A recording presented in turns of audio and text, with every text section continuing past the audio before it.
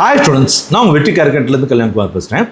நிறைய மாணவர்கள் என்ன கேட்குறாங்கன்னா, சார் கவுன்சிலிங்கில் ரேண்டம் நம்பர்னு ஒன்று கொடுக்குறாங்களே சார், அது எதுக்கு யூஸ் ஆகுது, ஏன் எதுக்காக, என்ன காரணத்துக்காக கொடுக்குறாங்க அப்படின்னு சொல்லி தொடர்ந்து கேட்டுகிட்டே இருக்காங்க. அதுக்காக தான் இந்த வீடியோ.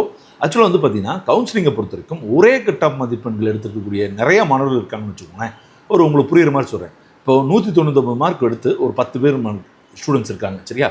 இதில் யாருக்கு சீட் கொடுக்குறது அப்படின்னு பார்த்தீங்கன்னா, ஃபஸ்ட்டு கம்யூனிட்டி பேஸ்டு வரும், அது உங்களுக்கு தெரியும், சரிங்களா?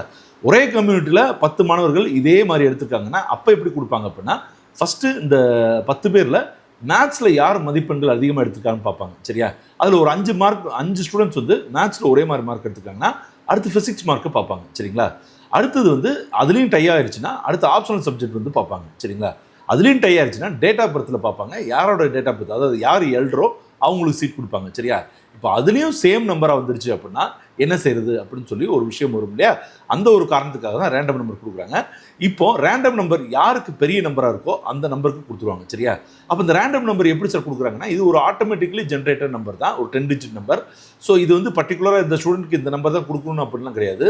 கம்ப்யூட்டர் சாஃப்ட்வேர் வந்து அதுவாக ரேண்டமாக கிரியேட் பண்ணும். அதனால தான் அந்த டிஜிட் பேர் ரேண்டம் நம்பர்னு பேர். ஸோ இது வந்து ஒரு லக்கி நம்பர் தான் சொல்லலாம். உங்களுக்கு பெரிய நம்பர் வருதா சின்ன நம்பர்ன்றது வருதான்றது நியர்லி லக்கின்னு தான் சொல்லணும். ஸோ அப்படி தான் வந்து இந்த ரேண்டம் நம்பர் யூஸ் ஆகுது, சரிங்களா ஸ்டூடெண்ட்ஸ்?